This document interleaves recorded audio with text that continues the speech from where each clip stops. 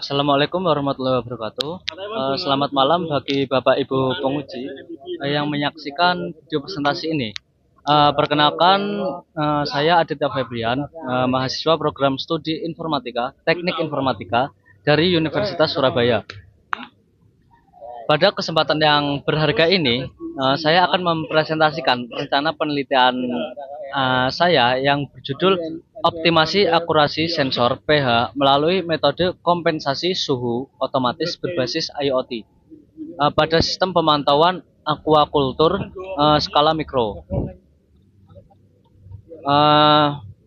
Jadi disclaimer dulu, penelitian saya ini berangkat dari minat saya yang menggabungkan sistem perangkat keras atau hardware dengan pemrosesan digital yang menyelesaikan masalah akurasi sensor IoT yang sering ditemui di lapangan, khususnya sektor budidaya ikan skala rumahan. Nah, lanjut ke slide berikutnya.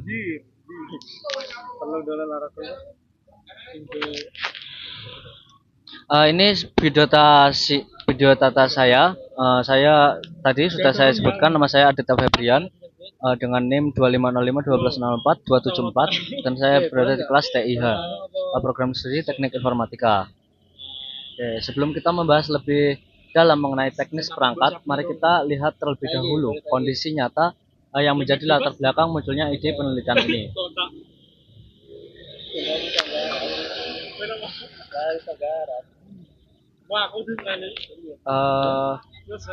Latar belakang masalahnya seperti ini.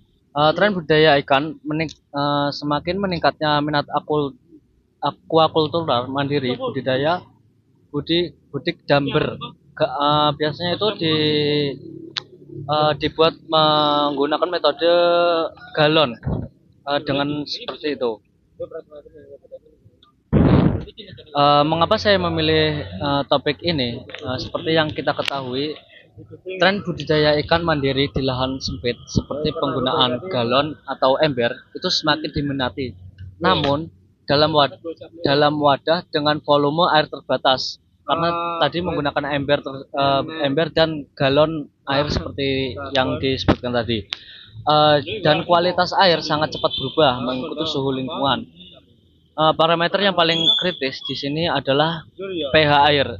Sayangnya pH analog yang terjangkau bagi peternak kecil memiliki kelemahan besar, yaitu sensitivitas terhadap suhu.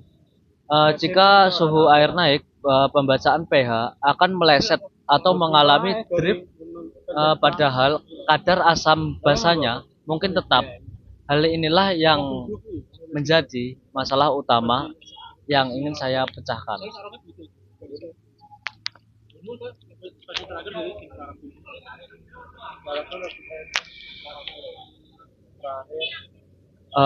Lanjut ke slide berikutnya.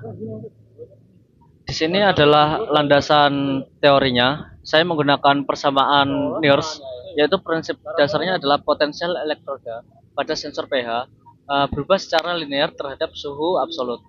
Rumusnya seperti ini, yang berada di sini, yang dimana T itu adalah suhu absolut, yaitu Kelvin, dan R itu adalah konstanta gas universal.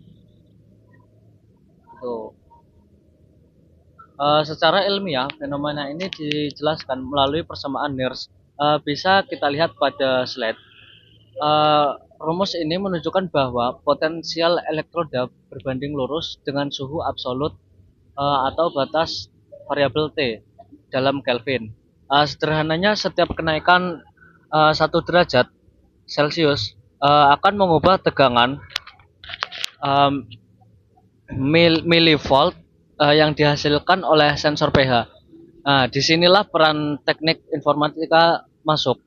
Saya tidak hanya sekedar memasang sensor, tetapi saya akan menerjemahkan hukum fisika ini ke dalam baris kode program untuk melakukan koreksi data secara otomatis, sehingga yang ditampilkan tetap valid meskipun cuaca sedang panas atau dingin. Lanjut ke slide berikutnya.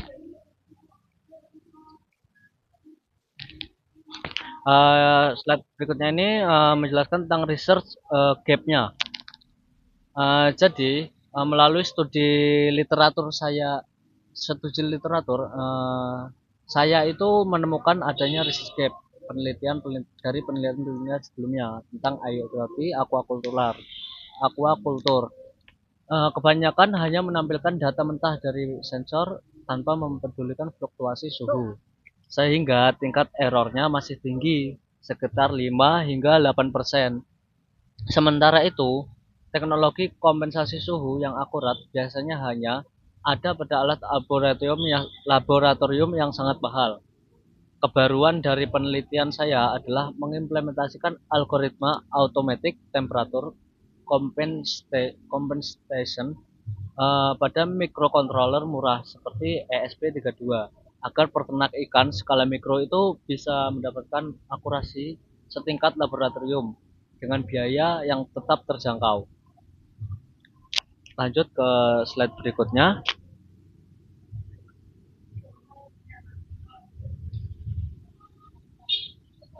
yaitu arsitektur sistem.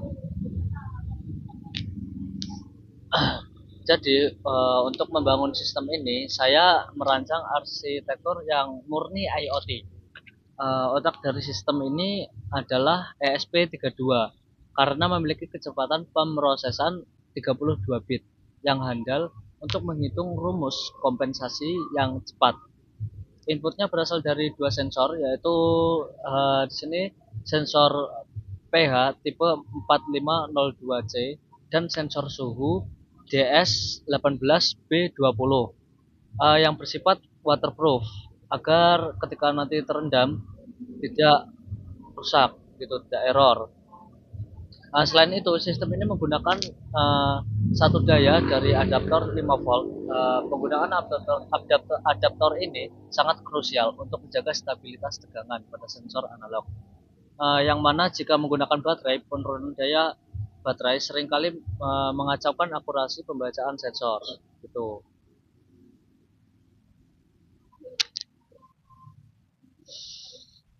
Selanjutnya adalah metodologi penelitian.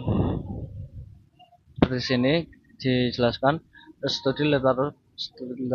literatur, perancangan perangkat, pengembangan algoritma, dan pengujian validitas. Jadi langkah penelitian saya dimulai dari studi literatur yang mendalam tentang sifat elektrokimia air. Dilanjutkan dengan perancangan perangkat keras dan kalibrasi sensor menggunakan cairan buffer pH standar. Tahap yang paling menantang adalah pengembangan algoritma di dalam ESP32 untuk menghitung offset nilai pH berdasarkan input suhu secara real time. Terakhir saya melakukan pengujian validitas berdasarkan input suhu secara real time. Terakhir saya akan melakukan pengujian validitas memastikan sistem bekerja sesuai rencana.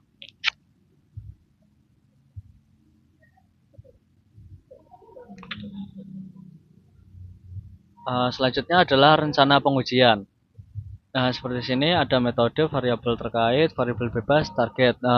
Jadi maksudnya adalah pengujian akan dilakukan dengan metode uji banding atau comparative testing, di mana saya akan membandingkan hasil pembacaan alat IoT saya dengan alat pH meter standar industri pada berbagai rentang suhu air, mulai dari suhu dingin 20 derajat, sekitar 20 derajatan, hingga suhu panas 35 derajat Celciusan. Target yang saya ingin capai adalah menekan angka kesalahan atau error rate hingga di bawah 2%. Dengan begitu, sistem monitoring ini bisa dianggap reliable untuk menjaga nyawa ikan dalam ekosistem aquaculture skala mikro. Tuh.